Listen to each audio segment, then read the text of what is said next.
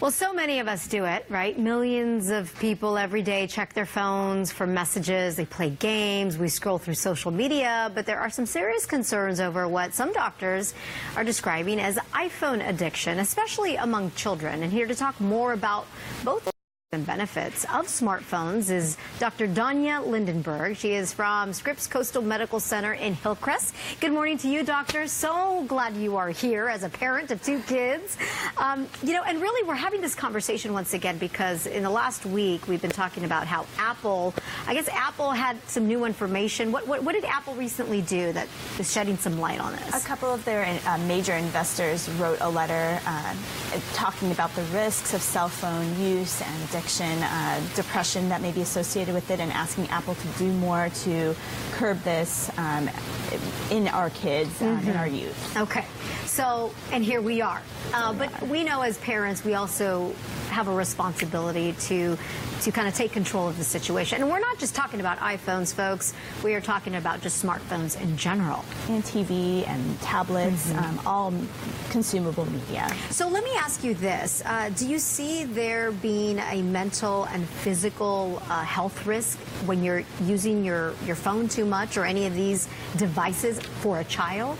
This is a very personal topic to me. In fact, I have 3 kids who are 10, 8, and 5, and I see this every day. So I feel this topic every day myself. I do. I feel, aside from the studies that have shown... We're just switching out your microphone there. Little TV magic. Thank you, doctor.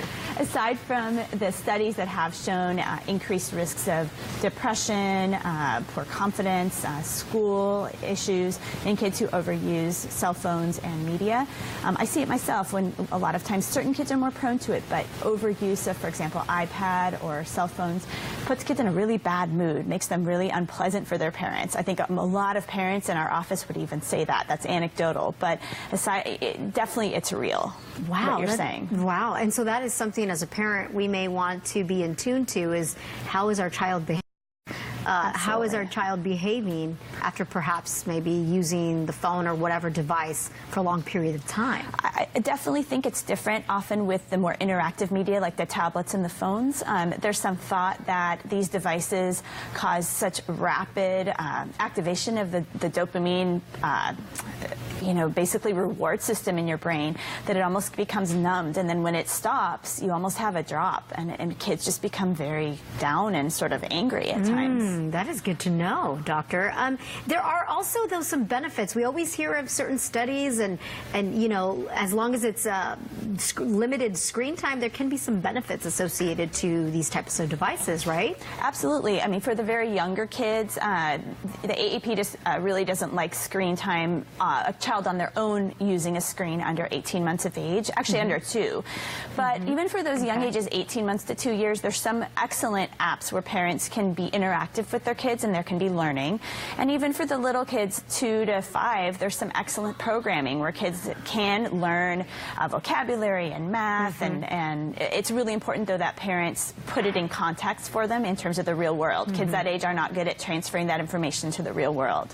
And for older kids, they can really use social media at times to communicate, to share things, to collaborate on projects, and things like Wikipedia, YouTube, they can learn a lot of really valuable information. There's a great deal of good information out there if it's used right. Lastly, I just want to ask you about a couple of things that maybe we can do as parents to, you know, if we are concerned that perhaps our child is overusing or, you know, whatever, a phone or a laptop, having too much screen time, what can we do? What should we be doing? Definitely keep open communication with that child and really have a pact with them about how they are using their screen time. The AAP talks about setting up a media use plan online at healthychildren.org media use plan. You can actually look some stuff up. Watch your own media use time. Watch your own cell phone use as a parent. Kids really model your behavior. So if you're on there all the time and are distracted, they do the same. Set up media-free zones. Establish times in your home when it will all be off for everybody. And do it with them. Get on their sites, get on their social media, interact with them, see what they're actually doing. Be a part of it.